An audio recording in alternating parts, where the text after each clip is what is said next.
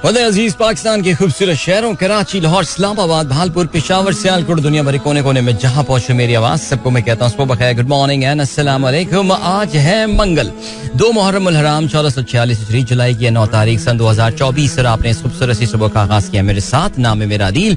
Sunrise show में मेरा और आपका साथ हमेशा की तरह सुबह के 9 बजे तक बहुत सारी इन्फॉर्मेशन, बहुत सारी बातें, आपकी पसंद का म्यूजिक, आप लोग के मैसेजेस लेकर आदिल एक बार फिर से आपकी खिदमत में हाजिर। उम्मीद करता हूँ सब खैरियत से होंगे, सुबह का आगाज अच्छा हुआ होगा और आप लोगों के वीक का आगाज भी अच्छा हुआ होगा। And we are all set for this very interesting news filled journey that we call the Sunrise Show with Adil। और प्रोग्राम में अगर आपको पार्टिसिपेट करना है तो फिर आप मुझे ट्वीट कर सकते हैं with the hashtag Sunrise with Adil। इसके अलावा आप हमारी फेसबुक की कम्युनिटी में भी मैसेज कर सकते हैं और हमारी जो फेसबुक की कम्युनिटी है उसका नाम है द सनराइजर्स कम्युनिटी और वहां पे जाके आप जो है वो मैं मैसेज ऑफ द डे बस अभी लगाने वाला हूं और आप वहां पे मैसेज पोस्ट कर सकते हैं और फिर वहां पे आप पैगाम भी प्रोग्राम में अपना पहुंचा सकते हैं। So here we go.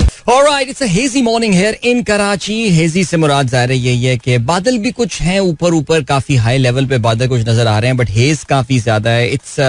It is quite humid as well, काफी ज्यादा ह्यूमिड मौसम है और कल कराची में पर्टिकुलर जिसे कहना चाहिए कि at a particular point in time कल कराची में बड़ा खूबसूरत मौसम हो गया था। कुछ इलाकों में जो है वो अच्छी बारिश जो है वो भी हुई थी। कराची के पास मसाफाती इलाकों में जो है वो काफ़ी अच्छी बारिश हुई थी, बट पूरे शहर में अभी भी मौसम वाकई बड़ा अच्छा हो गया था, लेकिन बारिश जो है वो बहरहाल नहीं हो पाई। अब देखते हैं जी, आज भी कराची में एक्सपेक्टेड यही है कि आज बारिश अच्छी हो सकती है और ये सिलसिला 2-3 दिन जारी रहेगा, बट इस वक्त तो सीन बहुत बैड है यार। वैसे उम्मीद ये थी कि आज सुबह जब अलग सुबह हम उठेंगे, फजर की अजानों की आवाज़ें कानों में आ रही होंगी और उसके साथ साथ उन आवाज़ों को जो है वो मज़ीद खूबसूरत बना रही होगी बारिश की बूंदों की आवाज़, लेकिन that just did not happen. दूर तक ऐसा नहीं हुआ यार, seriously speaking. I mean felt like वो 38-39 इन द मॉर्निंग और humidity was pretty high, but बहरहाल चलें। मैंने अभी तक जो है ना वो सोशल मीडिया पेजेस में साइन इन जो है वो नहीं किया है, जिसकी तागोदो में मैं इस वक्त जो है वो फिलहाल लगा हुआ हूँ। तो हम ऐसा करते हैं कि एक गाना सुन लेते हैं और फिर उसके बाद वापस आके फिर हम बहुत देर तक कोई गाना नहीं सुनेंगे, लेकिन अभी एक गाना सुन लेते हैं। इन द मीन वाइल मैं जरा अपनी तैयारी शहरी प्रोग्राम के हवाले से जो है ना वो कर लूँ, ताकि मैं बगैर क्या कहते हैं कि कंसंट्रेशन के साथ जो है मैं ये वाले काम कर लूँ, डिस्ट्रैक्ट ना हो इधर उधर। तो मिलता हूँ आपसे थोड़ी देर बाद, एंजॉय करें इस गाने को। और इस गाने में भी कोई बारिश की आवाज़, हाँ इसी आवाज़ की मैं बात कर रहा था कि आज अलग सुबह कराची में हम यही आवाज़ जो है वो एक्सपेक्ट कर रहे थे। बहरहाल जी ये तो स्ट्रिंग्स की आवाज़ है और दिस इज जाने दो, एंजॉय। मिलते हैं आपसे इसके साथ इसके बाद in fact. So there's no commercial break, अभी 7:30 पे ही है और वही मुख्तसर सा ब्रेक है 8 बजे से पहले, मुख्तसर से ब्रेक है 8 बजे से पहले। So lots of talks coming up along with your messages, but for now enjoy the song. Alright, that was Strings with जाने दो। कैसी बातें हैं बरसाते हैं, जाने दो, क्या बात है, beautiful.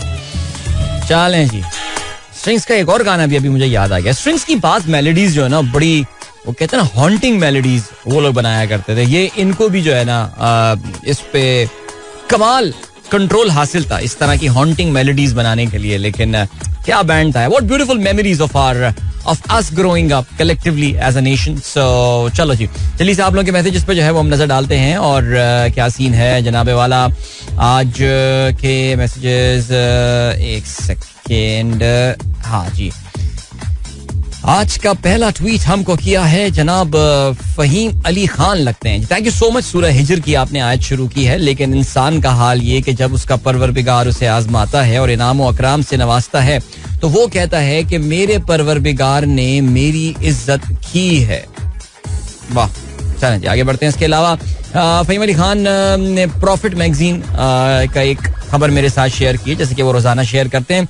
Government gets parliamentary nod for 9.4 trillion in expenditure overrun for fiscal year 23. Bro, this is an act of cruelty to the poor nation. May Allah take the revenge on them on the judgment day.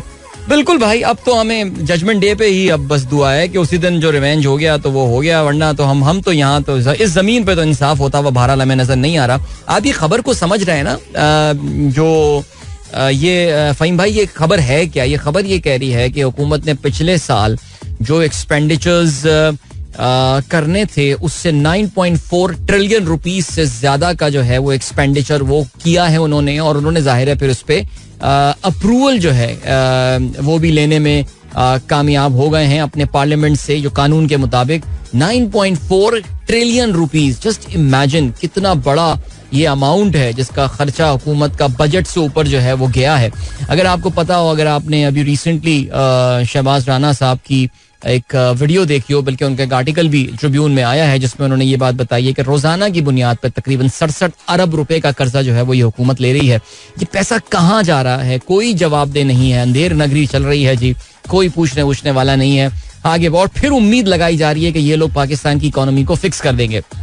Javed साहब hurricane barrel के हवाले से बात करते हैं. Texas braces for the arrival of the deadly storm. बिल्कुल जी, West Indies जज़ायर गरबुल Hind में काफी जानी और माली नुकसान करने के बाद ये हरिकेन जो है ये खलीज मेक्सिको से अब अमेरिका के साथ उसके साहिलों से टकराएगा, और जो रियासत इसके रास्ते में आने वाली है वो है रियासत टेक्सास, और इसके जो साहिली पट्टी है वो इसके साथ टकरा रही होगी. और मंडे मॉर्निंग जो है वो इसका टकराना बेसिकली कहते हैं कि एज अ कैटेगरी 1 स्टॉर्म के तौर से जाहिर है ये टकराया कि तकरीबन कोई 15 इंचेस की बारिश जो है वो एक्सपेक्टेड है, और लाइफ थ्रेटनिंग स्टॉर्म जो है वो होगा. और जो लोग अमेरिका के जोग्राफिया को समझते हैं उन्हें पता है कि जब हम अमेरिका की गल्फ ऑफ मेक्सिको की साहिली पट्टी की बात करते हैं तो वहां पे जो बड़ा शहर आता है that is of course Houston, Texas की अगर हम खास तौर से बात करें. वैसे न्यू ऑर्लिन्स भी है, और इसके अलावा फ्लोरिडा में भी बड़े शहर आ जाते हैं जिसमें टेम्पा आ जाता है, सेंट पीटर्सबर्ग एंड ऑल. लेकिन ह्यूस्टन ज़ाहिर है बड़ा शहर है, और Houston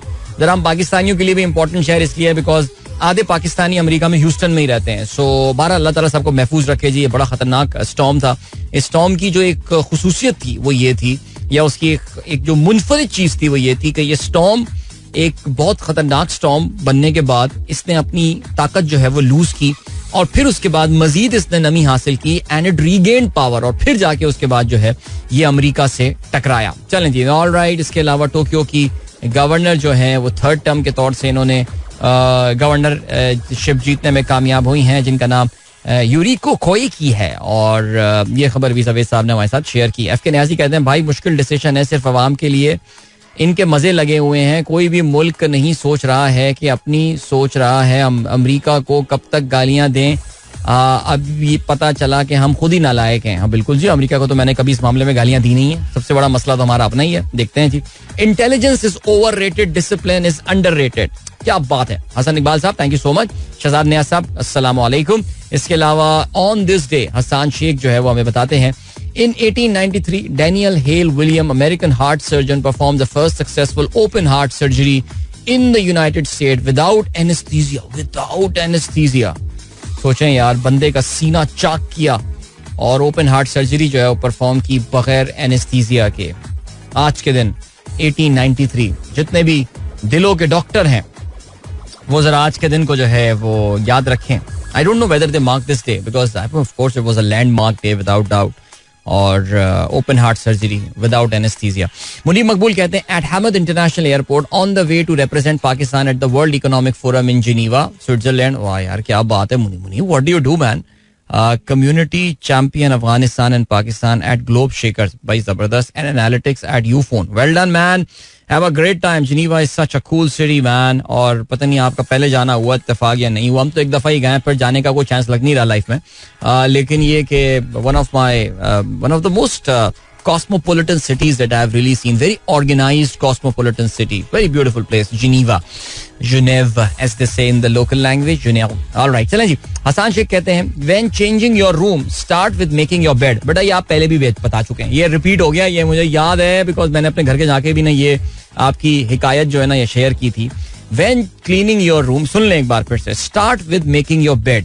It will make everything around it look out of place and it will motivate you to clean. यानी सबसे जब भी आप कमरा अपना सुधार रहे हो, संवार रहे हो, तो सबसे पहला काम जो आप करें वो अपने बिस्तर को बनाइए, अपने बिस्तर को सेट कीजिए. चादर अच्छी तरह सही डालिए, चादर वगैरह है, जो कंबल है या कोई कंफर्टर है, समथिंग लाइक दैट, उसको प्रॉपर जगह पे लाइए, तकिया अपनी जगह पे. उसके बाद आपको ऐसा लगेगा कि यार बाकी एवरीथिंग अराउंड है व्हिच इज अनऑर्गेनाइज्ड, वो आप फिर उसको जो है ना वो आपको ज्यादा बुरा लगना शुरू हो जाएगी चीजें, तो फिर आप उसको फिक्स कर देंगे. जीशान बेग साहब कहते हैं 9 July is the 57th death anniversary of Fatima Jinnah, मादर मिल्लत, खातून Pakistan, politician, stateswoman, activist, and author, the first female dentist of undivided India. Served as the leader of the opposition of Pakistan from 1960 until her death in 1967. ज़ाहिर जी मोहतरमा फातिमा जिन्ना कायदे आज़म मोहम्मद अली जिन्ना की हमशीरा, अजीम खातून एक, और पाकिस्तान की जो खातून है पाकिस्तान, आप जानते हैं कि ये इतना खूबसूरत टाइटल जो है वो इनको दिया गया है, मादर मिल्लत. इससे बड़ा और टाइटल क्या दिया जा सकता है. लेकिन काश मिल्लत की इस मादर को, मिल्लत की इस माँ को जो है वो हम उनकी जिंदगी में माँ की तरह ट्रीट करते. मेरा ये ख्याल है, आई थिंक ये जो पिछले पाकिस्तान के 2-2.5 साल के हालात हुए हैं, इससे जो एक जहाँ पे जाहिर है हमारे मुल्क की इकोनॉमी तबाह बर्बाद हो गई, सब कुछ हो गया, लोगों का मोटिवेशन मोराल चला गया. कोई दिन ऐसा नहीं गुजरता जिस दिन आपको पता ना चले कि कोई बंदा आपका अजीज जान पहचान वाला कोई पाकिस्तान छोड़ के जा रहा हो. मायूसी की एक कैफियत फैल गई है. लेकिन उसमें जो एक कम से कम फायदा हुआ है वो हमें ये फायदा हुआ है कि पाकिस्तान की हिस्ट्री को हमें एक डिफरेंट लेंस से देखने का जो है वो मौका मिला है. अक्सर देखा है ना, वो आंखों में जब आप आंखों का टेस्ट करा रहे होते हैं तो वो उसके लेंस बदल के देख रहे होते हैं, फिर आपको अचानक साफ नजर आना शुरू हो जाता है. तो मुझे ऐसा लगता ही है, मुझे नहीं पता उस मशीन को क्या कहा जाता है, कोई डॉक्टर आंखों का मुझे बता दे, कि जिसमें वो लेंस घुमा के आ रहे होते हैं ना, अगला सेट ऑफ लेंस आता है, फिर एक और लेंस आता है. सो पाकिस्तानियों के साथ भी ऐसा ही हुआ. ऐसा लग रहा है कि हमारा कोई लेंस जो है ना वो किसी ने चेंज कर दिया और हमें अपनी हिस्ट्री जो है वो नजर आ रही है. तो फातिमा जिन्ना का जो रोल है, जिसमें हमेशा हमने उनको, आप ये देखिए कि जो किताबें हमारी लिखी गई हैं हिस्ट्री की, उसमें हमेशा उनको कायदे आजम के साथ खड़ा हुआ दिखाई दिया गया. जैसे फातिमा जिन्ना एक सिर्फ और सिर्फ एक इंडिपेंडेंस की जो है वो लीडर थी, लेकिन फातिमा जिन्ना का एक बहुत important role as someone who stood up to the military regime in Pakistan, who stood up for the, क्योंकि आपको पता है कि फातिमा जिन्ना की जो कैंपेन थी, जो कि उनका प्रेसिडेंशियल जो इलेक्शन था, जो एक अयूब खान के साथ जो उनका मुकाबला हुआ था, उसमें शेख मुजीबुर रहमान जो है वो उनके दस्ते रास्त हुआ करते थे. इसका मतलब ये पाकिस्तान के जो पिसा हुआ तबका था, यानी जो पाकिस्तान का गरीब तरीन तबका था, उसको मोहतरमा फातिमा जिन्ना जो है वो रिप्रेजेंट कर रही थी. अब किस तरह उनको हरा दिया, क्या क्या क्या हुआ, आई थिंक ये हमारी तारीख का हिस्सा. या तो मुझे ऐसा लग रहा है कि फातिमा जिन्ना के रोल को हमने एक रीडेफिनेशन ऑफ हर रोल हुई है. I hope you guys will agree and I hope what I am saying is making sense to you all. So या चलें जी, thank you so much Zeeshan Baig for the kind reminder, और खुश रहिए जी. फराज कहते हैं कल घर वापसी पर सदर क्लोज, सुलझर बाजार क्लोज, नुमाइश क्लोज, ऊपर से पेट्रोल महंगा, had to travel 12 kilometre route for a 5 kilometre route. I don't know who plans these traffic routes. May they यार पता है क्या, वैसे फराज देखें, एक तो नंबर 1 ये कि अब सड़कें क्लोज होना, तो लेकिन सड़कें तो क्लोज आपको पता है कि मुंबई में भी क्लोज हुई हैं, बिकॉज अंबानी के बेटे की शादी हो रही है. यू वोंट बिलीव यार, बड़ी गालियां पड़ रही हैं उनको इस चीज के ऊपर. मुंबई में ट्रैफिक शदीद जैम, बिकॉज रोडें क्लोज हुई हैं बिकॉज अंबानी के बेटे की शादी हो रही है. कहते हैं जी पब्लिक इवेंट हो रहा है कोई. लेकिन यार समझने वाली बात ये कि कल आई थिंक अगर आपने ये ना पढ़ा हो, हर व्हाट्सएप ग्रुप में हर जगह ट्रैफिक की अपडेट आ रही थी कि भाई certain religious activities are going on, जिसकी वजह से बाद सड़कें जो है बंद कर दी जाएंगी. और जाहिर है आपको ये भी पता है कि अब हम मुहर्रम में ऑफिशियली दाखिल हो गए हैं, और मुहर्रम के हवाले से तो ये रोड क्लोजर्स होते हैं, and a lot of them are traditional road closures. तो थोड़ी सी जिम्मेदारी हमारी अपनी भी आती है. देखिए, जो समझने वाली बात है वो ये कि हम एक मल्टी एथनिक और एक बहुत डाइवर्स कंट्री में रहते हैं, और हर एक के अपने कोई ना कोई रिलीजियस इवेंट्स होते हैं, अपने अपने कल्चरल इवेंट होते हैं, सोशल इवेंट्स होते हैं. We have to give respect to them. तो फराज थोड़ी सी जिम्मेदारी हमारी भी बनती है कि हम अपने आप को जरा अपडेटेड रखा करें. कुछ ना भी हुआ करें, हमारा कराची व्हाट्सएप ग्रुप ज्वाइन कर लिया करें, जहाँ पे बीच में फड्डे फड्डे हो रहे होते हैं और एक ही मौजू पे हम कोई पिछले 1.5-2 साल से, पहले कोई 5-6 साल से बातें किए जा रहे हैं. वहाँ पे अक्सर लोग जो है ना वो ये चीजें फॉरवर्ड भी कर देते हैं, उससे आपको पता चल जाता है कि जी ट्रैफिक कहाँ बंद है, क्या होगा.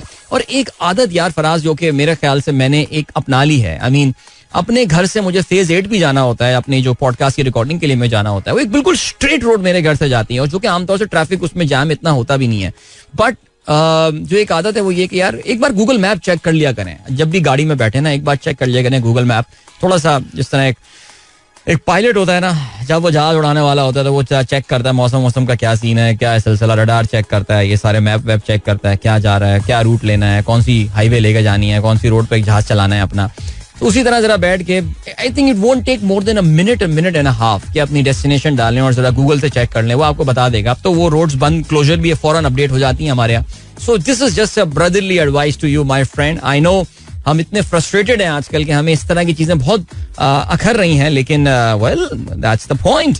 इसी से तो लड़ना है हमें और आगे बढ़ते हैं, यानी अपने आप से तो लड़ना है, अपनी चिड़चिड़ापन से और अपनी फ्रस्ट्रेशन से. अभी ले चलते हैं आपको ब्रेक की जानिब. काफी लंबी टॉक हो गई. ब्रेक से वापस आते हैं और प्रोग्राम कंटिन्यू करते हैं. Don't go anywhere and keep listening.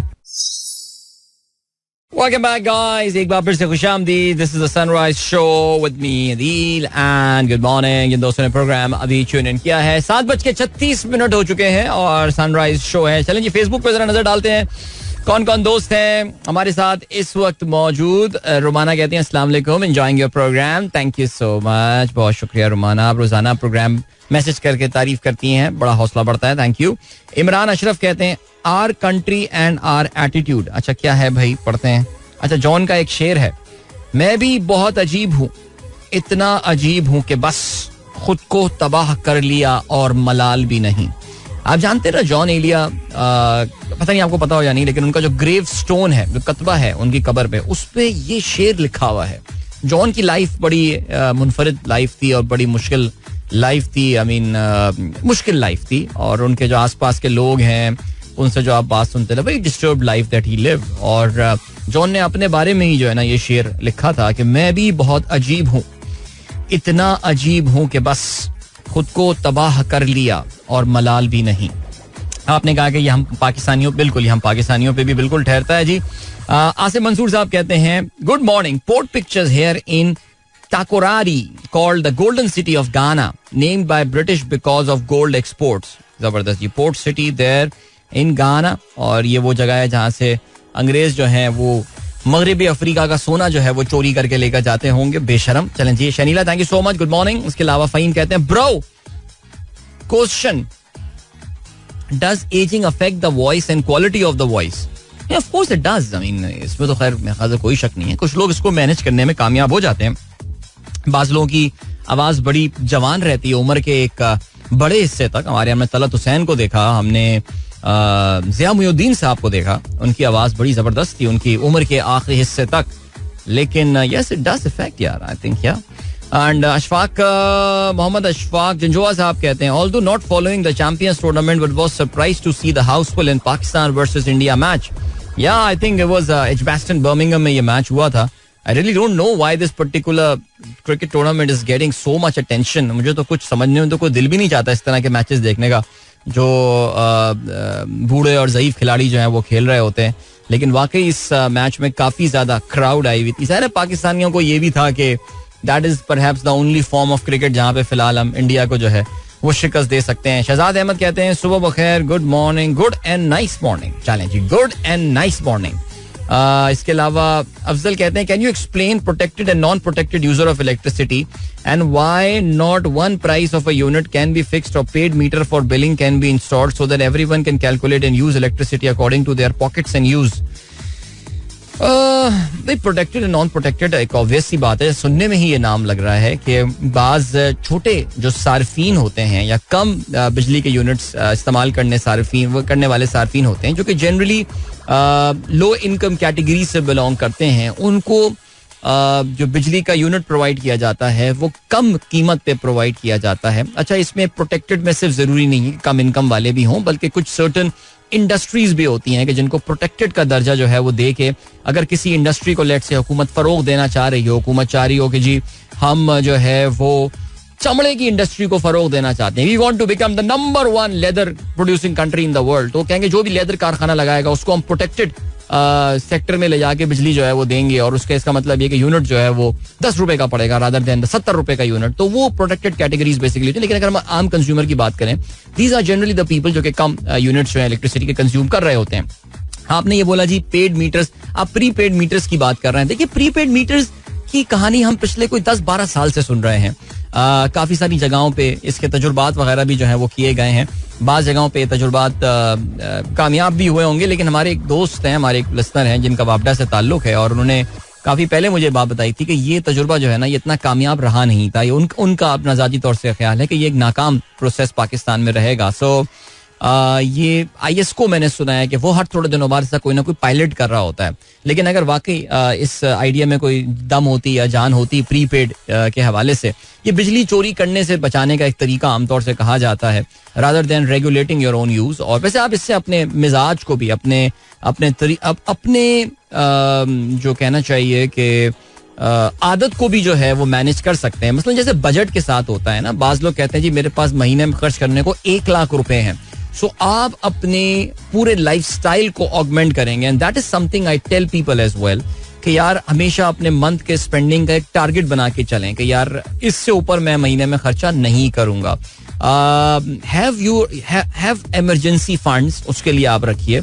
लेकिन जो मेरे करंट एक्सपेंडिचर्स हैं, जिन्हें आप जारी मेरे जो खर्चे हैं, उनके लिए मैं 1 लाख रुपए से ऊपर, लेट्स से मैं एक आर्बिट्रेरी नंबर बता रहा हूँ, आजकल तो खैर बहुत ही मुश्किल है, लेकिन मैं इसके ऊपर नहीं जाऊंगा. सिमिलरली बिजली के आप यूनिट्स में आप डिसाइड कर लें कि यार मैं ये 400 यूनिट से ऊपर बिजली कंज्यूम नहीं करूंगा. सो अपना आप लोड करवा दो, अपनी फैमिली को बोल दे रहे हैं देखो बेटा अब जो है ना वो 24 तारीख आ गई है, 4 दिन हमें महीने के गुजारने हैं और हमारे पास इतने यूनिट्स बचे हैं, अब तुम्हें AC नहीं चलाना बच्चों.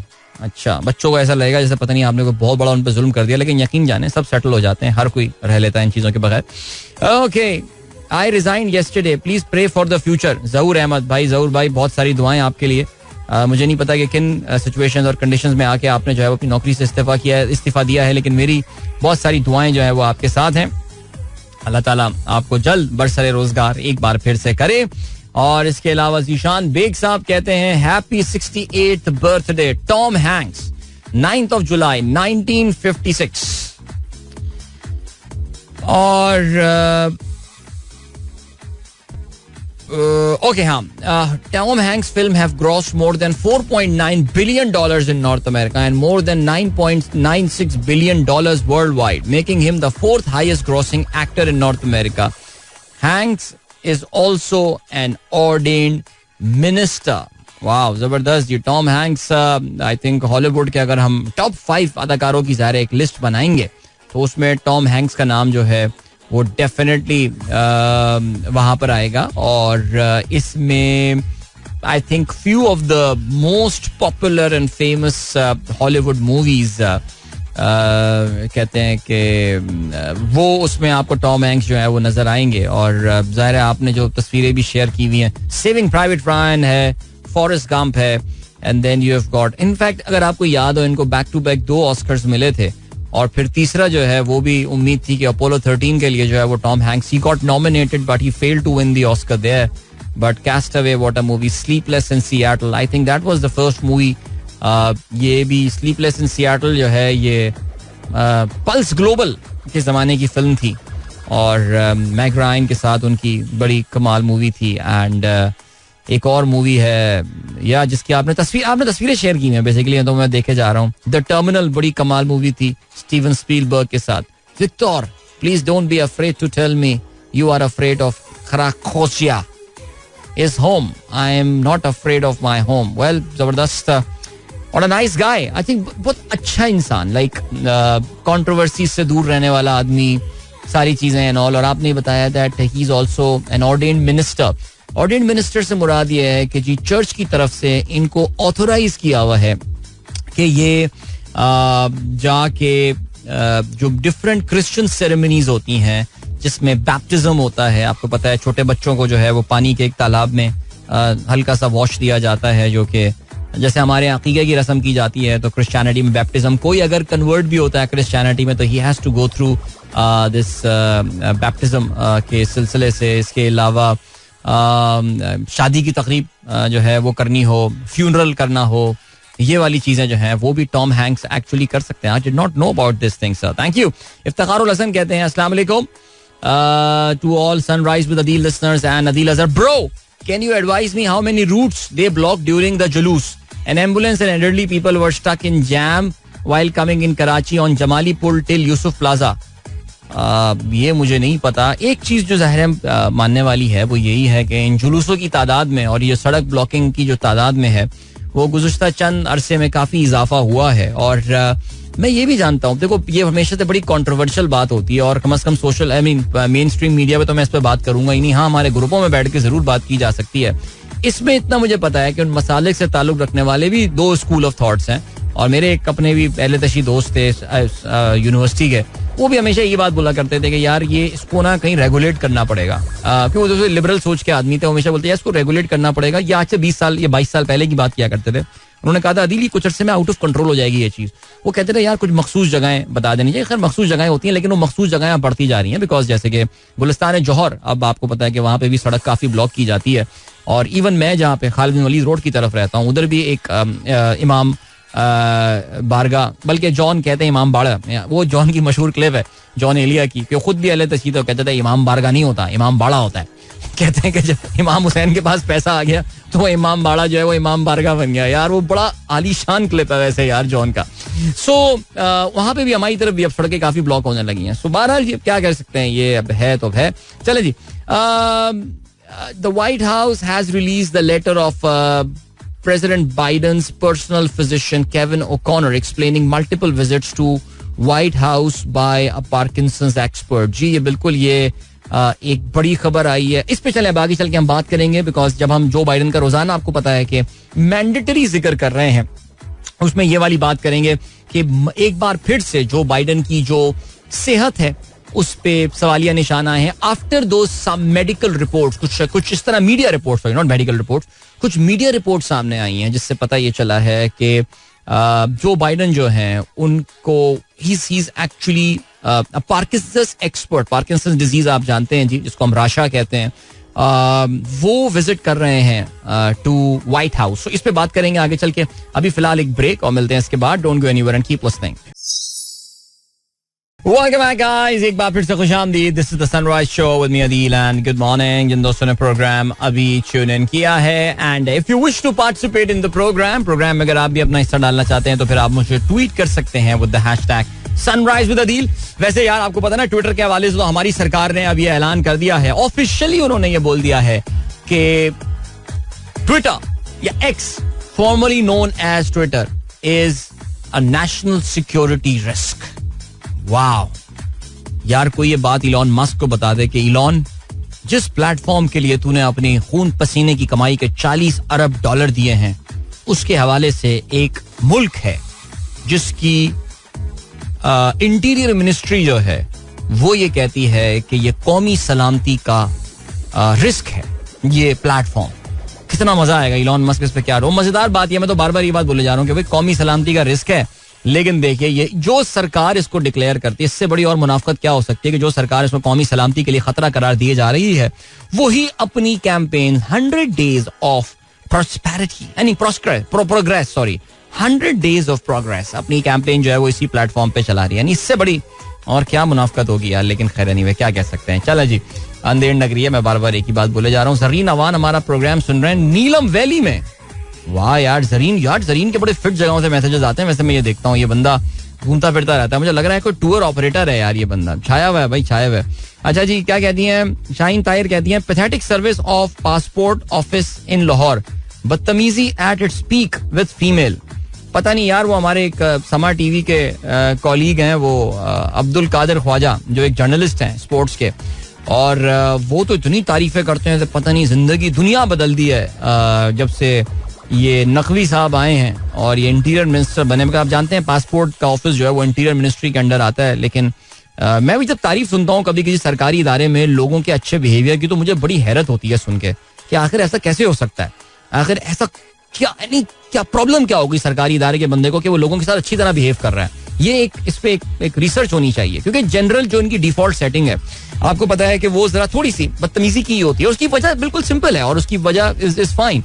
किसी प्राइवेट बैंक में बैठ के अगर कोई काउंटर पे बंदा आपके साथ बदतमीजी करेगा, तो आपको पता है कि यार उस इदारे में एक प्रोसेस है और सब कुछ है जिसके थ्रू उस बंदे को फारिग किया जा सकता है इस नौकरी के साथ। It's the competition, naturally it's the account system of accountability. सरकारी जॉब में आपको पता है कि एक बार बंदा घुस गया तो फिर कोई बहुत ही बड़ी किस्म की अगर उसकी जो है उसने नेग्लिजेंस शो की हो, 2 नंबरी हो, फ्रॉड हो, तो फिर उसको फायर किया जाता है। वहां से भी अपने आप को कोर्ट से स्टे ऑर्डर लेके दोबारा नौकरी करना शुरू कर देता है। सो अब मैं क्या बोलूं शाहीन, अफसोस की बात है भाई, पासपोर्ट ऑफिस लाहौर में बदतमीजी हुई है तो फिर हाय क्या करें यार, क्या करें, सीरियसली आगे बढ़ते हैं. अच्छा जी, इसके अलावा एक जमाने में सिटीजन पोर्टल हुआ करता था यार, लोग वहाँ कंप्लेंट कर दिया करते थे. मैं तो आपको वो भी मशवरा नहीं दे सकता यार कि वो बड़ा एक्टिव होता था भाई सिटीजन पोर्टल यार. वो बहुत, हमें तो एक जगह पे बड़ा तंग किया करता था वो, टिकट बेचने के चक्कर में बड़ी कंप्लेंट्स आया करती थी उसमें, और हमें 24 आवर्स के अंदर जो है ना वो जवाब देना पड़ता था कि ये हुआ क्या है इसमें यार. मैं टिकट लेने गया, सेंटर बंद था.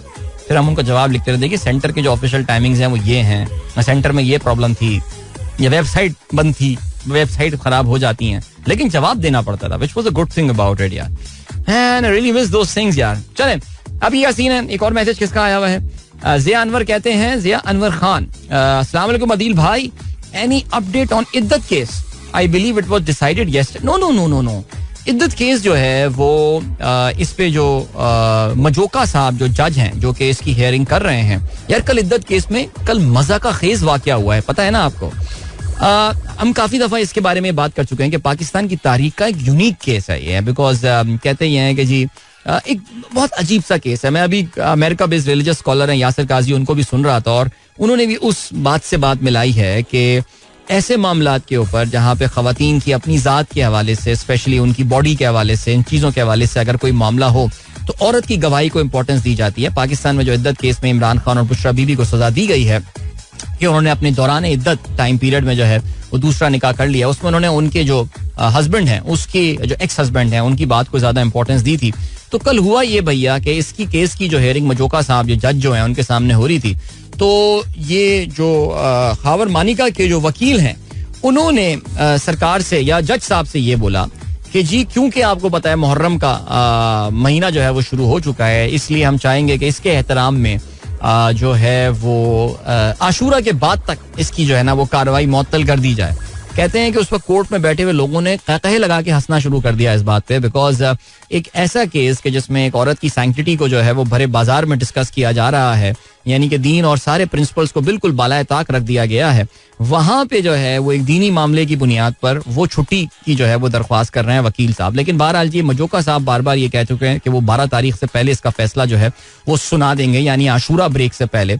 लेकिन जो खावर मानिका के वकील हैं वो इस मामले को लेकर आज इस्लामाबाद हाई कोर्ट गए हैं, जहां पे मियां गुल हसन औरंगजेब साहब इसकी समाअत करेंगे और देखते हैं कि क्या इनको आशूरा के ब्रेक तक जो है वो रिप्रीव मिल जाता है या नहीं. Let's see what happens. चलें जी आगे बढ़ते हैं और आज के अखबारात में अब शामिल अहम खबरों पर जो है वो हम नजर डालते हैं.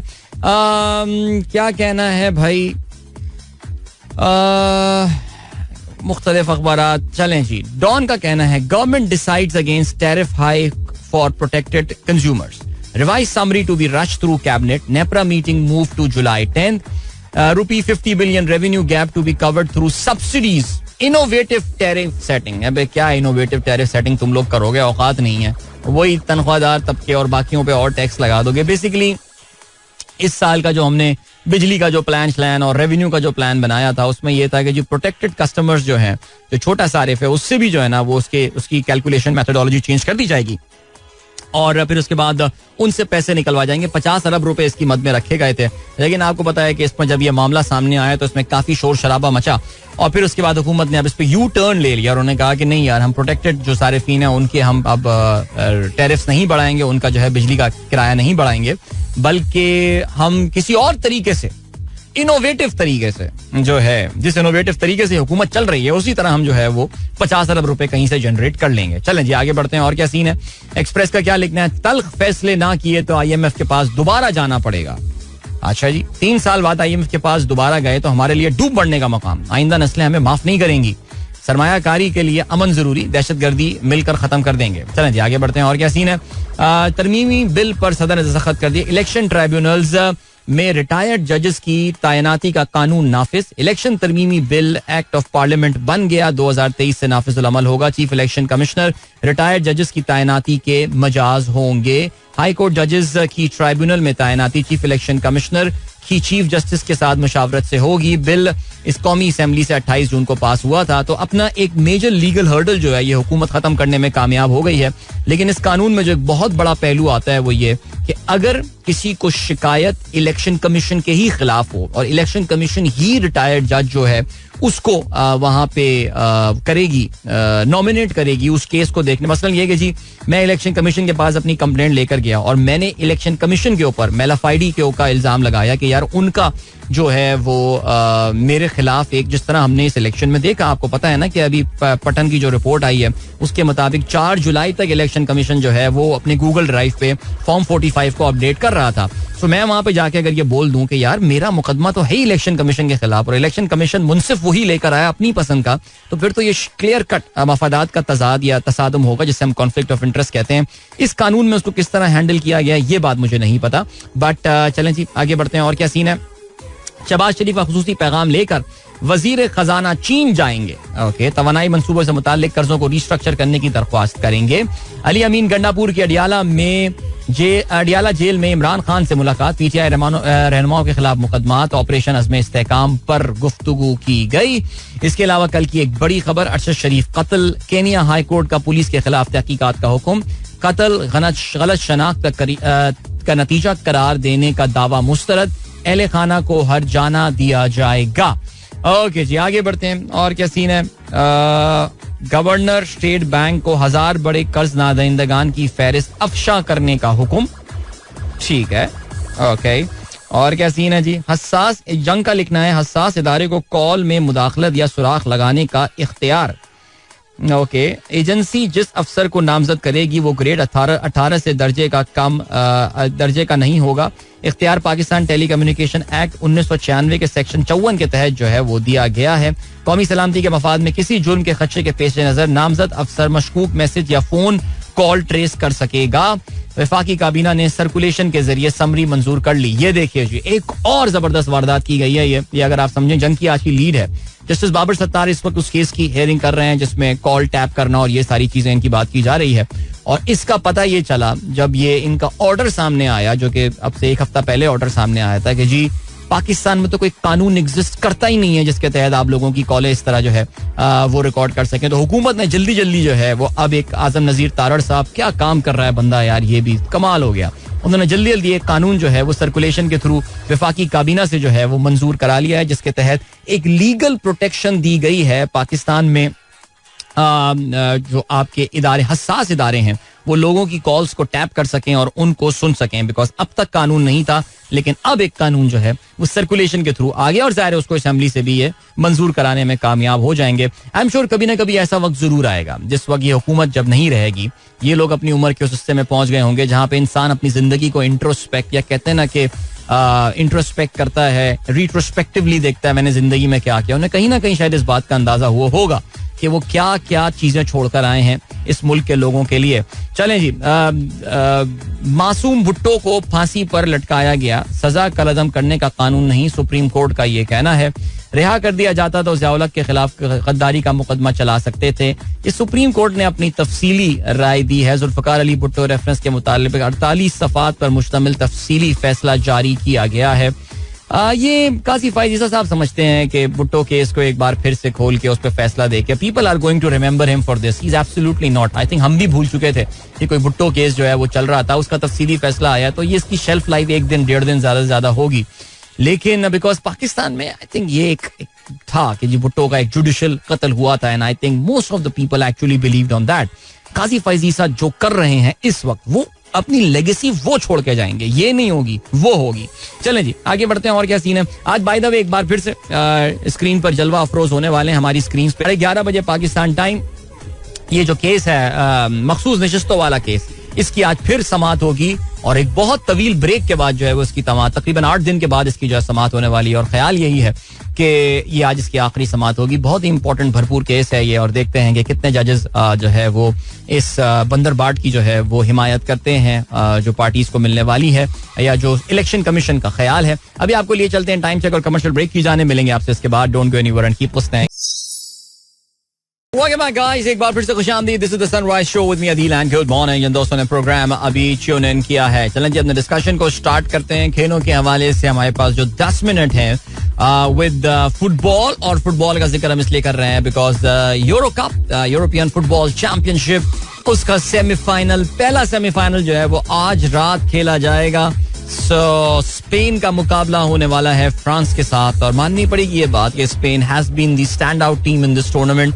इस टूर्नामेंट में स्पेन की कारकर्दगी जो है वो बड़ी जबरदस्त रही है और उन्होंने ना सिर्फ अपने ग्रुप राउंड के मैचेस जो हैं वो जीते बल्कि उसके बाद जो ग्रुप ऑफ 16 था, जो राउंड ऑफ 16 जिसे आप कहते हैं, उसमें उन्होंने जॉर्जिया को 4-1 से शिकस्त दी. फिर उसके बाद उन्होंने मेजबान जर्मनी को जो है वो टूर्नामेंट से बाहर किया इन द क्वार्टर फाइनल और अब उनका मुकाबला जो है वो फ्रांस के साथ होने वाला है. फ्रांस की अगर बात की जाए तो it's been I think French would consider themselves really lucky कि वो यहाँ तक पहुंचे हुए. They haven't been at their best इस टूर्नामेंट में अब तक. अगर आप उनकी ओवरऑल परफॉर्मेंस के हवाले से भी बात करें फ्रांस की तो फिर मैं इनका अभी स्कोर कार्ड देखा था. Lots of own goal. उन्होंने ऑस्ट्रिया को 1-0 से शिकस्त दी थी, वो एक ओन गोल हुआ था.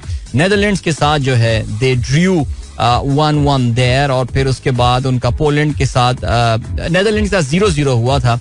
पोलैंड के साथ इनका मुकाबला जो है वो 1-1 गोल से बराबर हुआ था किलियन एम्बेपे के पेनल्टी पे गोल की बदौलत. फिर बेल्जियम को इन्होंने जो है वो 1-0 से शिकस्त दी थी जो कि एक ऑन गोल की वजह से ये मैच जीतने में कामयाब हुए थे. फिर पुर्तगाल के साथ इनका मुकाबला 0-0 से जो है वो बराबर गया था और 5-3 से ये पेनल्टी से मैच जीतने में कामयाब हुए थे. सो ओपन प्ले से अभी तक फ्रांस की टीम जो है वो एक भी गोल स्कोर करने में कामयाब नहीं हुई है. ऑफ कोर्स उस टीम में किलियन एम्बेपे और एंटोइन ग्रीजमैन लेवल के प्लेयर्स शामिल हैं who are very good when it comes to scoring goals, लेकिन France have been off color. आज उनका बड़ा जबरदस्त मुकाबला जो है वो स्पेन की टीम के साथ होगा. Spain as I said are looking favorites in this tournament.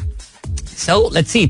दूसरा जो सेमीफाइनल है जाहिर है वो कल रात होगा तो फिर उसकी बात जो है वो हम फिर कल के कल करेंगे बिकॉज उसमें नेदरलैंड्स का मुकाबला जो है वो इंग्लैंड के साथ होने वाला है. So yeah that would be some match as well. आगे बढ़ते हैं जी. और क्या सीन है जरा हम क्रिकेट के हवाले से अब बात कर लेते हैं. मोहसिन नकवी साहब जो है वो आपको पता है मल्टीपल काम कर रहे होते हैं और कल जिस वक्त उनकी मिनिस्ट्री की तरफ से सिंध हाई कोर्ट में ये रिपोर्ट जमा करवाई जा रही थी कि ट्विटर यानी एक्स जो है वो पाकिस्तान की नेशनल सिक्योरिटी के लिए एक रिस्क है, तो दूसरी जानिब जो है वो मोहसिन नकवी साहब जो है वो कदाफी स्टेडियम में पाकिस्तान के बहुत सारे साबिक क्रिकेटर्स जो है वो सलाह मशवरे कर रहे थे. एक बड़ी तादाद में इन्होंने जो है वो क्रिकेटर्स को कल बुलाया था. ये साबिक क्रिकेटर्स हैं जिसमें सलमान बट, वाह पहला नाम ही कमाल हो गया. इसके अलावा इजाज अहमद, सरफराज, अभी साबिक क्रिकेटर में बेचारा सरफराज अहमद कहां से आ गया, बासित अली, इंतखाब आलम, आसिम कमाल, मोहम्मद समी, शफीक पापा, सही बता दो, ओके, यासिर हमीद, सलीम अल्ताफ, हारून रशीद, सिकंदर बख्त, वजादुल्ला वास्ती और अजहर खान शामिल हैं और दीगर शामिल हैं. अच्छा जी, कहते हैं जावेद मियादाद साहब को बुलाया गया था लेकिन उनकी सेहत जो है वो बेहतर नहीं थी जिसकी वजह से वो नहीं आ सके और राशिद लतीफ ने जो है वो अपनी कोई प्रायर कमिटमेंट की वजह से उनसे मुलाकात करने से जो है वो माजरत कर ली थी. और अब इतने सारे लोगों से मिलकर अब ये क्या है, ऐसे लोग जो कि खुद आंखों में आंखें डाल के बात नहीं करते एक दूसरे के साथ. अब मोहसिन नकवी क्या तीर मार लेंगे हमें नहीं पता, लेकिन कहते हैं कि जी मौजूदा साबिक और मौजूदा खिलाड़ियों से डोमेस्टिक सीजन पर ब्रीफिंग, तजावुजात भी ली. वनडे टूर्नामेंट से आगाज की वजह चैंपियंस ट्रॉफी करार दी गई है. निजाम में बेहतरी लाने और फिटनेस पर कोई रियायत ना बरतने के मशवरे मिले. कोचेस से आज मुलाकात होगी. आप जानते हैं कि जो दोनों कोचेस पाकिस्तान के जो व्हाइट बॉल कोचेस हैं दो, एक तो main coach Gary Kirsten and Azhar Mahmood साहब भी कोई रिस्पॉन्सिबिलिटी लेने में कामयाब हो गए, लकी बॉय. वो दोनों जो हैं बिलाखिर पहुंच गए हैं पाकिस्तान. और अब सारे जो थिंक टैंक है पाकिस्तान क्रिकेट टीम का, जिसमें Jason Gillespie of course red ball and then Gary Kirsten and Azhar Mahmood white ball, Pakistan के जो कोचेस हैं they are both in Pakistan now, they are all three of them in Pakistan. और उनकी आज जो है वो मोहसिन नकवी से मुलाकात होगी. नकवी का ये कहना है कि बाबर की कप्तानी पर अभी कोई बात नहीं. अब ये ओपनली तो ज़ाहिर है जो भी बात करें, लेकिन ऐसा कैसे हो सकता है कि बासित अली से मुलाकात हो रही हो, सिकंदर बख्त से मुलाकात हो रही हो और इसके अलावा यासिर हमीद से मुलाकात हो रही हो और आप जो है वो बाबर की कप्तानी के हवाले से बात नहीं कर रहे होंगे. अजीब सी बात है, लेकिन खैर एनीवे ये है जी सूरत हाल. अब ये मुलाकात हुई है, अब इसका रिजल्ट क्या निकल के रहेगा भाई, जल्दी जो रिजल्ट निकालना है वो जल्दी निकालें यार. अच्छा, पाकिस्तान क्रिकेट बोर्ड की कल bye the way Indian media में एक बार फिर से ये खबरें जो है वो गर्दिश कर रही थी कि इंडियन क्रिकेट टीम जो है वो चैंपियंस ट्रॉफी खेलने पाकिस्तान नहीं आएगी. इंडिया आप जानते हैं इस वक्त they are flying high right now. अभी नया वर्ल्ड कप जीत कर आए हैं तो उनका कॉन्फिडेंस वैसे ही बहुत हाई है. कॉन्फिडेंस उनका लो तब भी आपको पता है पाकिस्तान के हवाले से उनकी एक स्पेशल बदमाशी की कैटेगरी होती है. मेरे लिए ये बात ऑनेस्टली परसीव करना एक बहुत मुश्किल था कि किस तरह इंडिया जो है वो पाकिस्तान क्रिकेट खेलने जो है वो आ सकता है इतने आराम और सुकून के साथ. They will go out of their way to sabotage this tournament. जिस तरह आप जानते हैं उन्होंने एशिया कप सैबोटाज किया था और पाकिस्तान का उस वक्त की जो क्रिकेट बोर्ड की मैनेजमेंट थी उसने घुटने टेक दिए थे इंडियन क्रिकेट काउंसिल आईसीसी माफ कीजिएगा एसीसी एशियन क्रिकेट काउंसिल के इस फैसले के ऊपर जिसमें से ये टूर्नामेंट जिसका होस्ट पाकिस्तान था ये तकरीबन पूरा टूर्नामेंट जो है वो श्रीलंका में खेला गया था. और आप ये भी जानते हैं कि बारिश से ये टूर्नामेंट काफी ज्यादा मुतासिर रहा था. लेकिन अब पाकिस्तान क्रिकेट बोर्ड की जानिब से कम ये दो टोक अल्फाज में बात की जा रही है कि ये टूर्नामेंट न्यूट्रल वेन्यू पे नहीं होगा. ये टूर्नामेंट पाकिस्तान में ही होगा. भारत ताहम जाहिर है एज आई सेड इतनी आसानी से इस चीज को होने नहीं देगा. यकम मार्च डेट आ गई है जिसमें पाकिस्तान और भारत का मुकाबला कद्दाफी स्टेडियम लाहौर में जो है वो हो रहा होगा. और ठीक हो गया जी. क्या कहना है, अभी तक कोई प्लान भी नहीं बनाया गया है, फैसला हुकूमतों को करना है. चलें जी देखते हैं. इंडिया और पाकिस्तान वैसे आपको पता है कि सरकारी सतह पर इसमें कोई हमारी उनके साथ कोई इस वक्त कम्युनिकेशन चैनल्स नहीं है. सो ठीक है. और क्या, रोहित शर्मा को टेस्ट और वनडे के कप्तान बरकरार रखने की तस्दीक. Alright. Lanka Premier League Shadab Khan नाकाम. अबे ये भी कोई खबर है? शादाब खान कामयाब हो तो खबर होती है, शादाब खान नाकाम होने पे क्यों खबर बना रहे हो भाई? क्या कहते हैं, शादाब खान ने 8 गेंदों पर 4 रन बनाए और बॉलिंग में 3 ओवर्स पे 32 रन देने के बावजूद कोई विकेट नहीं ले सके. तो इस पे इनका वो नहीं आया ट्वीट अल्हम्दुलिल्लाह वाला. श्रीलंका के बॉलिंग कंसल्टेंट आकिब जावेद के मुआहदे में तौसी कर दी गई है. कि भाई आप ये भी जानते हैं कि अभी जिमी एंडरसन के आखिरी उनका जो फेयरवेल टेस्ट है उसका अब से चंद दिनों बाद जो है वो आगाज होने वाला है. और इंग्लैंड का जो समर है उसका आगाज होने को है. वेस्ट इंडीज के साथ उनका जो है वो पहला टेस्ट मैच होगा जिसका कल पहला दिन होगा. लॉर्ड्स टेस्ट है और जाहिर है इस सीरीज पे तो इतना शायद फोकस ना भी हो, लेकिन जिमी एंडरसन पे फोकस. एक बहुत तवील करियर उनका इंग्लिश टीम के लिए, तकरीबन को 21-22 साल पर मुहित करियर जो कि अपने अख्ताम को पहुंच रहा है. सबसे कामयाब इंग्लैंड के ये बॉलर रहे हैं. और इसमें अभी मैं कल एक वेस्ट इंडियन प्लेयर का जो है वो बयान जो है वो सुन रहा था और वो कह रहे थे that we are going to spoil his farewell cricket match. तो चलें जी देखते हैं स्पॉइल करने में कामयाब होते हैं या नहीं. एक और दूसरी जानिब ये कि जिम्बाब्वे और भारत का तीसरा T20 मैच कल हरारे में खेला जाएगा. बिश्नोई ने अंपायर को वाइड का फैसला तब्दील करने पर मजबूर कर दिया. ओके. मुंबई में 1 लाख तमाशाइयों की गुंजाइश वाला क्रिकेट स्टेडियम बनेगा. Challenge, good on them. अभी आपको नहीं, अभी टाइम है हमारे पास यार. इसके अलावा वेस्ट इंडीज के खिलाफ सीरीज जनूबी अफ्रीका ने मार्को जेंसन को आराम दे दिया है. Okay, good on them. Wimbledon के, अरे हाँ विंबलडन के हवाले से बात करते हैं भाई. वो पहुंच गया है क्वार्टर फाइनल में जोकोविच. और जोकोविच का जो है ना वो क्राउड से काफी नाराज हुआ है. और वो जो कल मैच चल रहा था उसमें क्राउड का एक सेक्शन था जो कि उसको बार बार जो है वो बू किया जा रहा था जोकोविच को. और जोकोविच ने अपने मैच जीतने के बाद जो है ना वो उसने ये बोला कि यार तुम लोग हो क्या. बेसिकली उसने बात ये बोली कि यार मैं तो इतने हॉस्टाइल क्राउड के सामने खेल चुका हूँ और जीत चुका हूँ that you guys can't even touch me. आप लोग मुझे छू भी नहीं सकते. इवन दो स्ट्रेट सेट से ये मैच जो है ये जोकोविच जीतने में कामयाब हो गए हैं. And this was the game against Holger Rune. और he is a 7-time by the way winner of Wimbledon. और इस वक्त जो हालात लग रहे हैं तो it can be the joint 8th time that he will be able to win this tournament, but 37 years old, still looking very fit and great. चलें जब आपको हम लिए चलते हैं एक ब्रेक की जानिब और इस ब्रेक के बाद एक जरा गाना भी सुन लेंगे. So don't go anywhere and keep listening. All right, from the Coke Studios, season 14, that was Abdullah Siddiqui and Atif Aslam. Go. बस एक बात तो माननी पड़ेगी यार, सीजन 15 में इस लेवल का कोई गाना नहीं था. वैसे कल मैं जो है ना डॉन में एक आर्टिकल पढ़ रहा था which actually was to my surprise it was very critical of the season 15 और उसमें देखें एक चीज आई थिंक जो सब अग्री कर रहे हैं जिस चीज के ऊपर वो यही है कि visually season 15 was a treat I think art direction का मैं थिंक हम शुरू से जिस वक्त आई आया था गाना और फिर उसके बाद एक दो और गाना 2 AM आया था उस वक्त हमने कहा था कि यार ना सिर्फ ये गाने बड़े अच्छे हैं बल्कि इस बार जो इसकी विजुअल ट्रीटमेंट है वो बड़ी कमाल किस्म की जो है वो कोक ने की है. जाहिर है उसके बाद भी एक दो और अच्छे गाने भी आए उसमें से चंद एक है जो कि जाहिर है they are in my playlist right now. लेकिन if really you compare them with season 14 I think we had bigger hits और वो तो खैर पसूड़ी एक तरफ था और बाकी सारे गाने जाहिर है वो आपको पता है दूसरी तरफ आ जाते हैं. उस लेवल का तो खैर कोई गाना बना ही नहीं लेकिन फिर भी जाहिर है I think now if I am not mistaken the season 15 is officially over. Again Dawn का आर्टिकल मुझे पढ़ के ये अंदाजा हुआ है हकीकत का मुझे नहीं पता वो मैं चेक कर लूंगा कि क्या कहानी है मजीद चीजें आनी है नहीं लेकिन फिर भी क्वाइट सरप्राइज थोड़ा सा नेगेटिव रिव्यू जो है वो पढ़ने को सुना था पढ़ने को पढ़ा कल पढ़ने का मौका मिला कल डॉन में. सो चलिए आप लोगों के और मैसेजेस पर नजर डालते हैं. काफी देर से आप लोगों के मैसेजेस नहीं पढ़े देखते हैं जी कौन कौन है हमारे साथ इस वक्त. न्यूज हैंडल पीके का ये कहना है अस्सलाम वालेकुम listening to your show since 2010 since my first job in TPS. Thank you for entertaining and keeping us all up to date with current affairs. It has been a while since you mentioned the supreme leader. हाँ वैसे वाकई supreme leader बहुत मुझे लग रहा है कि अब जिस तरह उम्र में बढ़ते जा रहे हैं उनमें मेच्योरिटी आती जा रही है और अब काफी कम जो है ना वो खबरों में रहते हैं लेकिन फिर भी बिल्कुल you are right it's been a while.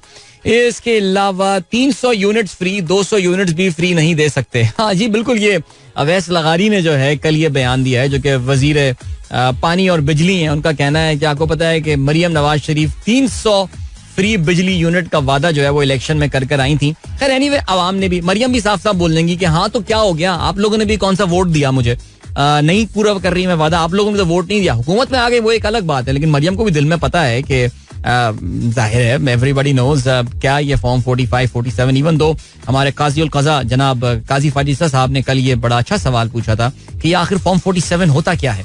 लेकिन चलें जी कोई बात नहीं बता देंगे किसी दिन उनको इंशाल्लाह. लेकिन एहसन जामी ने हमें याद दिलाया कि जी 300 यूनिट फ्री छोड़ें इनके पास 200 फ्री यूनिट देने के नहीं है. ये ऐसी वादे होते हैं इलेक्शंस के.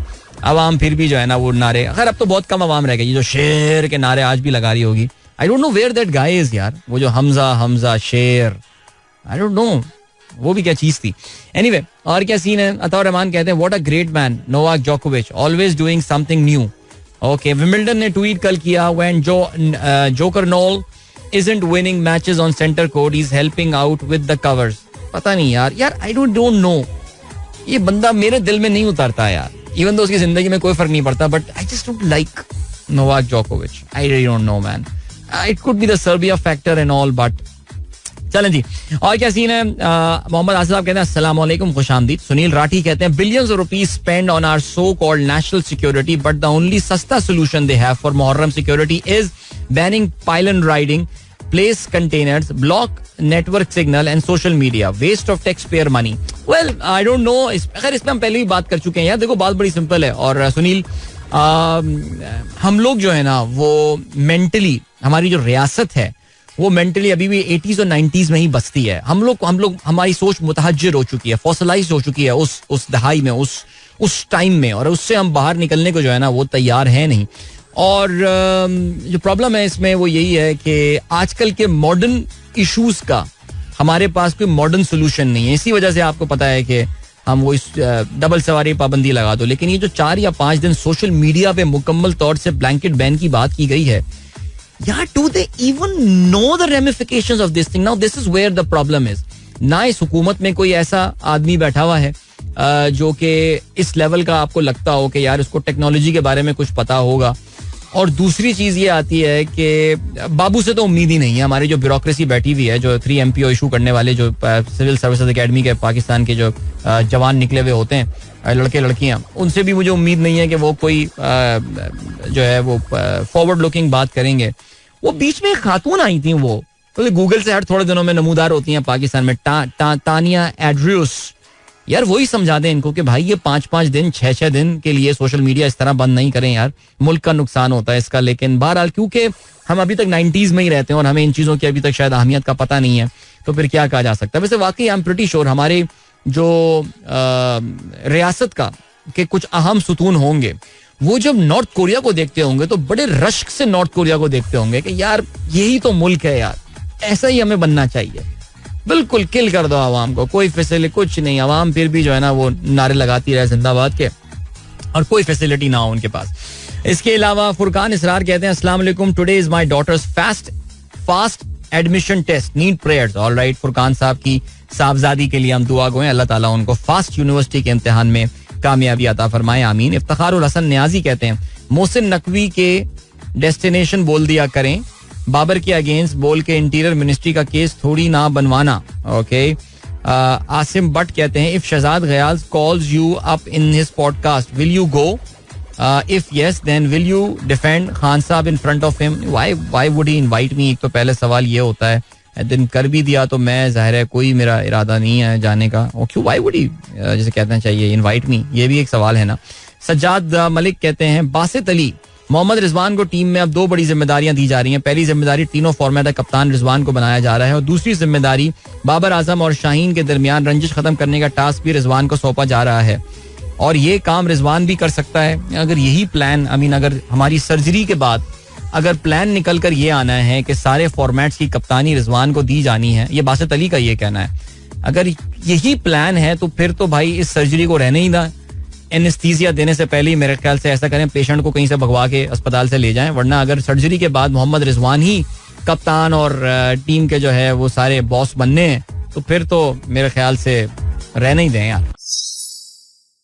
Alright, the true pop nostalgia of Pakistan. That was Shahzad Mughal with the Bus Yu Hi, one of the very underrated singers यार. ज़ाहिर है शहजाद ने बहुत ज़्यादा म्यूजिक इंडस्ट्री का बहुत अरसे जो है ना वो हिस्सा नहीं रहे थे, but what a nice song. जब भी मेरा मेरे ऐसा होता क्या है, जब भी मेरी प्लेलिस्ट में शहजाद मुगल का कोई सा भी गाना रखा हुआ होता है ना, जैसे आज हमारे प्लेलिस्ट में शहजाद मुगल का एक गाना था, बट मैंने कहा नहीं मैं तो यही वाला गाना चलाऊंगा, तो मैं फिर होता है शहजाद मुगल मुझे ट्रिगर कर देता है ये वाला गाना चलाना. वैसे by the way Shahzad Roy का गाना भी अभी यहाँ पे रखा हुआ है, तू ही मेरा अपना ढोलना, वो भी गाना है यहाँ पे, लेकिन वो भी सुनते हैं किसी दिन यार.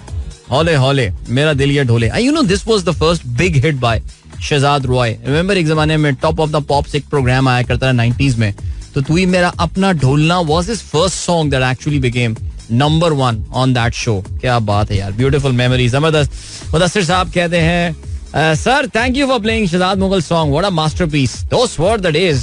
Yes those were the days. Umar कहते हैं great song by Shahzad Mughal, amazing lyrics and melody, evergreen indeed, no doubt about that. इसके अलावा शारिक अदवाई साहब कहते हैं amazing cool song after long time, oldies by Shahzad Mughal, nostalgic indeed. कोई शक नहीं इसमें. और चलें ग्रेट. और हमारे साथ देखते हैं कोई मैसेज और तो नहीं है, बिकॉज मैसेजेस अब हम निपटाते हैं आज के दिन के लिए. और अहमद की प्रेडिक्शन कब पूरी होगी? अहमद ने आज बारिश होगी इंशाल्लाह कराची में. आज आप बिल्कुल परेशान ना हो. सुबह बारिश नहीं हुई तो उसका हरगिज़ ये मतलब थोड़ी है कि दोपहर में बारिश नहीं होगी, लेकिन होनी तो है, कम थोड़ी ज्यादा बहुत जो भी हो. It is gonna rain today. ओहो भाई 43 पास 8 हो गए हैं, वक्त तो काफी कम रह गया है, लेकिन फिर भी चलें जी आगे बढ़ते हैं. तो अभी हम जरा इसकी बात नहीं करते, अभी हम अमरीकी सदर की थोड़ी देर में उनके बारे में बात करते हैं. लेकिन जस्टिन बीबर अभी तस्वीरें नजर आ रही है मुझे मेरी टाइमलाइन पे. Justin Bieber performs eight India's mega wedding. यार सीरियसली स्पीकिंग ये अंबानी की जो बेटे की शादी हो रही है यार, और बट उम्मीद यही है कि जब खत्म हो जाए, I don't know whether Indians are fed up of that. I mean ये जरा इंडियन कुछ फ्रेंड्स से मालूम करता हूँ कि वो भी अब थक गए होंगे इस पूरी कहानी के बाद से, लेकिन फिर भी यार I mean what a wedding to remember naturally. But खैर चलें जी. और क्या खबर है, फ्रांस में जो लेफ्ट विंग पार्टीज ने इलेक्शन जीता है उन्होंने हुकूमत बनाने का दावा कर दिया. हुकूमत बनाने का दावा का मतलब ये कि उन्होंने इमैनुअल मैक्रों को जो है वो ये जनाब जॉन ल्यूक क्या नाम था उस बंदे का नाम यार, याद ना कोशिश की थी मैं नाम याद करने की, लेकिन अभी ज़बानी याद नहीं हुआ है, लेकिन फैशलों I think that was the name, whatever. Anyway उन्होंने अपना ये दावा कर दिया हुकूमत बनाने का कि हम हुकूमत बनाएंगे यहाँ पे. अब बहुत बड़ा अपसेट जो है वो हुआ है फ्रांस के इलेक्शन में. नोबडी वाज एक्सपेक्टिंग कि ये जो है इनको इतनी बड़ी कामयाबी जो मिल जाएगी सबसे बड़ी पार्टी के तौर से. फ्रांस की जो बाएं बाजू की जो पार्टियां हैं वो जीतने में कामयाब हो जाएंगी. देखिए, मैं बार बार ये दाएं बाजू और बाएं बाजू का जिक्र करता रहता हूं, लेकिन एक चीज तो समझने की है इस वक्त वो ये है कि बहुत सारे मगरबी ममालिक में इस वक्त जो है ना वो जरा बायां बाजू स्ट्रगल कर रहा था. जो लेफ्ट विंग पॉलिटिक्स है वो ज़ाहिर स्ट्रगल कर रही थी, लेकिन ये फ्रांस के इलेक्शंस और बरतानिया में भी अब labour is centre of the left party, जो कि कम से कम उनके क्रेडेंशियल जो हैं वो तो लेफ्टिस्ट ही हैं. लेकिन थोड़ा सा उसमें जो राइट वेव आ रही है, जो एक एक्सट्रीमिज्म की जो वेव आ रही है, नेशनलिज्म की जो वेव यूरोप में आ रही है, उसको फिलहाल कुछ फुल स्टॉप जो है बज़ाहिर जरूर लगेगा. अभी के सीन है, लेकिन बाय द वे कल मैं देख रहा था, कल सर कीयर स्टार्मर जो कि नए प्राइम मिनिस्टर ने बरतानिया के, उनका पहला ट्वीट ही मेरी नजर से गुजरा and that was about Ukraine. आपकी शायद नॉलेज में ये बात हो कि कल यूक्रेनियन अथॉरिटीज का ये दावा है, मगरबी ममालिक का ये दावा है कि रूस की जानिब से कीव में पिछले कई महीनों में सबसे बड़ा हमला हुआ है. और उसमें कीव ने यह दावा किया है, यूक्रेन ने यह दावा किया है कि जो यूक्रेन का सबसे बड़ा बच्चों का अस्पताल है उसको टारगेट किया गया है. रूस ने इसको डिनाई किया. उसने कहा है कि जी हमने हमला जरूर किया है, लेकिन हमने कोई भी सिविलियन तंसीब को जो है वो निशाना नहीं बनाया है. कुछ तस्वीरें और कुछ वीडियोस इस तरह की जो है वो गर्दिश कर रही हैं कि जो चिल्ड्रन हॉस्पिटल पे मिसाइल जाके गिरा है वो दरअसल यूक्रेन का अपना ही मिसाइल था, जो कि उनको जो डिफेंस शील्ड अमेरिका ने दी हुई है उससे एक टारगेट, एक रॉकेट जो है वो इनका मिसफायर हुआ है और वो जाके इस हॉस्पिटल में लगा. अच्छा, यूक्रेन इससे पहले भी हरकतें कर चुका, अगर आपको याद हो पोलैंड में जाके उनका एक मिसाइल गिरा था जिसपे बहुत ही खतरे के घंटी बज गई थी कि रूस ने जो है वो पोलैंड पे हमला कर दिया है. लेकिन बाद में पता चला कि वो तो यूक्रेन ने बेसिकली उनको यूज करना आता नहीं था, उनको पी दबाना था कीबोर्ड पे, उन्होंने बी दबा दिया और उससे जो है वो मिसाइल गलत तरफ चला गया और वो पोलैंड में जाके जो है ना वो गिर गया था, well into Poland by the way. So ये बातें आ रही हैं, लेकिन बहरहाल जी रूस को बड़ा कंडेम किया जा रहा है. और कीयर स्टार्मर ने जो है वो आके वो बेगैरत बेशरम इंसान, ये गजा में क्या क्या हो गया, वो एक ट्वीट ना करे वो आदमी, लेकिन आपको पता है कि जी ये वैसे पता है क्या, देखो यार, बच्चों की जाने गई हैं, डॉक्टर्स वहां मारे गए हैं, नर्सेज मारी गई होंगी, आम सिविलियन मारे गए हैं यूक्रेन में. अफसोस की बात है, इंसानी जान की बड़ी हुर्मत है यार, और आपको तो पता है इस पे तो जितना भी एम्फेसाइज हम करें वो चीज है, लेकिन वो चीज कम है. लेकिन इस तरह के जो वाकयात होते हैं ना, इससे इन लोगों की मुनाफकतें निकल के सामने आती हैं कि यूक्रेन में एक वन ऑफ हमला हुआ है, किसने हुआ क्या हुआ हमें नहीं पता, लेकिन गजा में यही हमले रोजाना हो रहे हैं, लेकिन आप इस तरह के ट्वीट्स कीयर स्टार्मर किस्म के लीडरान से जो है वो नहीं कर पाते. वैसे मुझे ये लग रहा है कि बरतानिया में जो इलेक्शन हुआ है ना, इससे बरतानिया में भी जो है ना एक लेफ्ट विंग वजूद में आ सकता है, और लेड बाय जर्मी कोर्बिन. और ये इंटरेस्टिंग टॉपिक है, इस पे बात की जा सकती है आगे चल के. बट खैर, अभी हम आपको एक ब्रेक की जाने लिए चलते हैं. वापस आते हैं तो हम बात करेंगे जरा, यस अमेरिकन इलेक्शन का जिक्र होगा ही होगा, लेकिन Narendra Modi is in Russia these days. क्या कर रहे हैं रशिया में, क्या बातें होंगी उनकी, इस पे हम बात करते हैं, लेकिन अभी ले चलते हैं. और व्हाइट हाउस का इस पे जो है वो एक रिएक्शन आया है. So don't go anywhere and keep listening. Alright, break पे जाने से पहले आपको बता रहे थे कि भारत के वजीर आजम नरेंद्र दामोदर मोदी जो है वो इस वक्त रूस के दौरे पर हैं. और भाई देखिए, आपको पता है कि अच्छा बाय द वे सबसे पहले बता दें कि जी व्हाइट हाउस की तरफ से इस पे एक रिएक्शन आ गया है. और व्हाइट हाउस के जो स्पोक्स पर्सन है उन्होंने ये कहा है कि अभी रिसेंटली नरेंद्र मोदी से कुछ दिनों पहले जो यूक्रेन के भी राइट विंग प्रेसिडेंट हैं, दाएं बाजू की सोच रखने वाले जो उनके प्राइम मिनिस्टर हैं विक्टर ओरबान, वो भी अभी मॉस्को का दौरा कर आए. इससे पहले आपको पता है कुछ दिनों पहले Vladimir Putin was in Kazakhstan, जहां पे वो SCO शंघाई कोऑपरेशन ऑर्गेनाइजेशन के दौरे में जो है वहां पर गए हुए थे. उनकी जो कॉन्फ्रेंस थी, सरबराही इजलास था, वहां पर मौजूद थे. तो ये जब दुनिया भर के लीडरान को जब मोदी से मिलता हुआ देखते हैं तो फिर अमेरिका को तकलीफ होती है, बिकॉज उन्होंने मोदी नहीं, पुतिन से मोदी से तो है ना, मोदी तो उनका राज दुलारा है यार, वो तो दुनिया भर के लीडरान उनसे मिलेंगे. जो बाइडन तो बड़ी खुशी से और फख्र से देखता होगा उसको कि मेरा लाल, कितनी इज्जत है इसकी दुनिया में. लेकिन पुतिन को आपको पता है कि अमेरिका ने और उसके जो एलाइज हैं उन्होंने पिछले 2 साल से ऊपर में उसको आइसोलेट करने की कोशिश की है, लेकिन लग उनको यही रहा है कि वो आइसोलेशन की जो उनकी कोशिशें थी वो तकरीबन अब नाकाम ही हो गई हैं.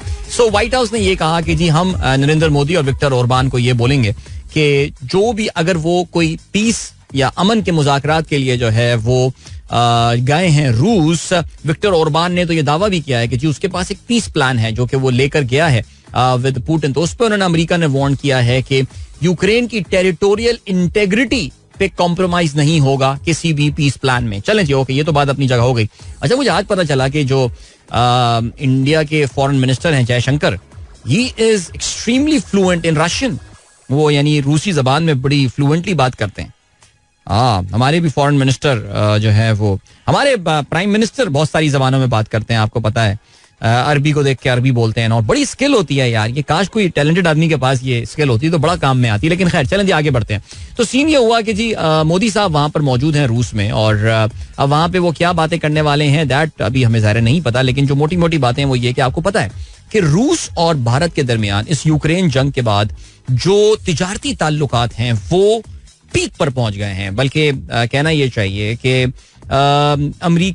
इंडिया और रूस के दरमियान जो ज्यादातर ताल्लुकात थे वो दिफाई नौइयत के थे. अब इन दोनों मुल्कों के दरमियान तिजारती ताल्लुकात बहुत जबरदस्त हो गए. उसकी क्या वजह मैं अभी आता हूँ. कहते हैं इंडिया के अराउंड 60 to 70% जो असलहा है, जो आर्म्स है, एम्यूनेशन है, वो रशियन बिल्ड के होते हैं. और उसमें प्रॉब्लम ये आ रही है क्योंकि रशिया का फोकस इस वक्त मुकम्मल तौर से यूक्रेन वॉर पर है.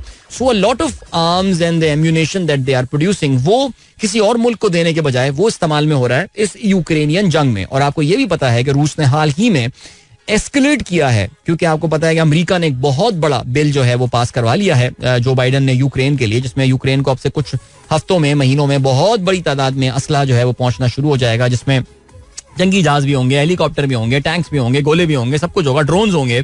तो रूस ने अभी एस्केलेट कर दिया इस जंग को कि जब तक ये असला उनके पास आए, रूस को एक स्ट्रेटेजिक एडवांटेज जो है वो यहाँ पर मिल जाए. उससे शायद लगता है भारत उनके मिलने गया हो, बोलो कि यार हमारी भी नीड्स हैं, हमारी भी प्रॉब्लम्स हैं.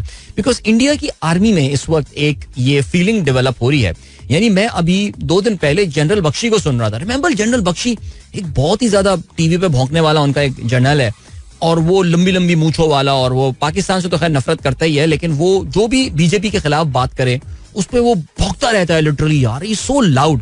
वो बहुत नाराज था गवर्नमेंट से because of a plan call Agniveer. ना वो अग्निवीर क्या प्लान है उस पर कभी हम बाद में बात करेंगे. लेकिन Indian army is under pressure right now because के रूस से उनको जो है ना वो सप्लाईज आ नहीं रही है. तो मोदी जाके ज़ाहिर है उनसे बात करेंगे. दूसरा जो ट्रेड की बातें हैं, आपको पता है कि India has been one of the beneficiaries of the Ukraine war. हुआ ये कि अब से तकरीबन 2.25 साल पहले India had 0 crude oil export from Russia.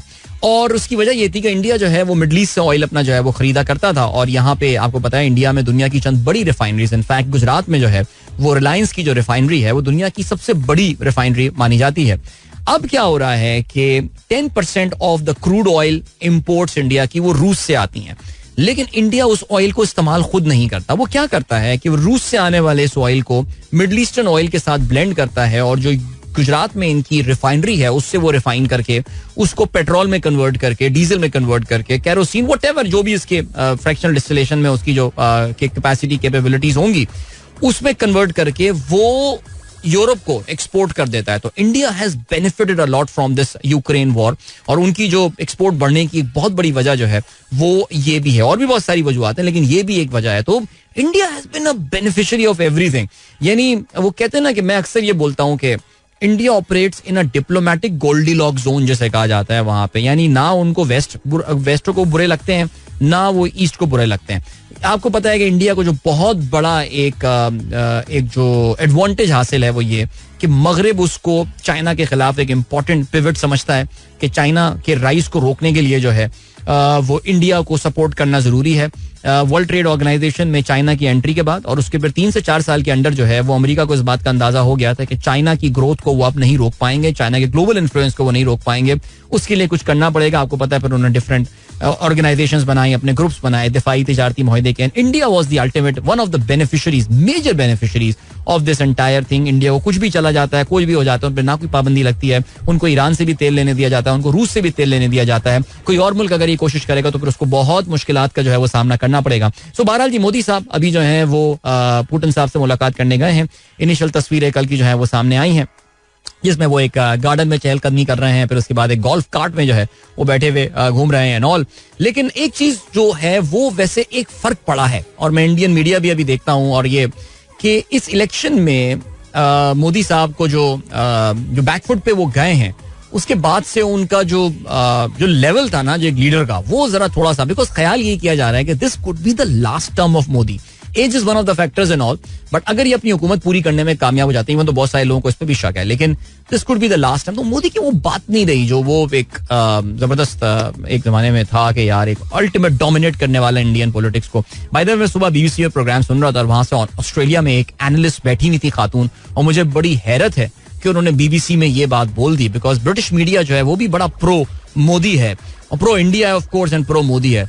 तो उसमें उस बंदी ने आज ये बात बोली, see these are the two very ruthless leaders, Putin and Modi, very ruthless people. मैं वो सरप्राइज, मैंने कहा यार यहाँ पे उसने इंटरप्ट भी नहीं किया उनके मेजबान है. लेकिन खैर चलें जी गाइस, ये तो हो गई बात. अब व्हाइट हाउस की बात करने का हमें टाइम नहीं है. खैर रोजाना ही बात कर रहे थे, अब ये हम देखते हैं जी कोई मुआहदे रूस के इनके साथ क्या होते हैं. हमें क्या यार इन चीजों से काम, हम बस बैठ के बातें ही करते रहेंगे. अभी क्या है, अभी ये है कि इंशाल्लाह आप लोगों से कल होती है मुलाकात. आज का दिन भी जो है बड़ा इंटरेस्टिंग रहेगा, बिकॉज आज फिर कोर्ट वोट्स की जो है ना वो मतदार किस्म की केसेस जो है हियरिंग होने वाली है, और मखसूस नशस्तों का सीट जो है वो आज फिर 11:30 बजे काजी साहब जलवा अफरोज होंगे हमारी टेलीविजन स्क्रीन पर और सोशल मीडिया पर, और उनके साथ बाकी फुल कोच 12 मजीद जजेस बैठे हुए होंगे. और कहता ये है, वैसे तो खैर काफी पिछले 3-4 दिनों से क्या हियरिंग से यही बात की जा रही है, लेकिन आज इसका फैसला जो है वो मुख्तसर फैसला सुनाया जा सकता है या फैसला महफूज हो सकता है. Let's see what happens. आपको लिए चलते हैं अब एक टाइम चेक कमर्शियल ब्रेक की जाने. मुझे इजाजत दीजिए, इंशाल्लाह मेरी आप लोगों से मुलाकात अब होगी कल सुबह एक बार फिर. Till then, goodbye, God bless, Allah Hafiz, and Pakistan Zindabad. This is Mira FM 107.4.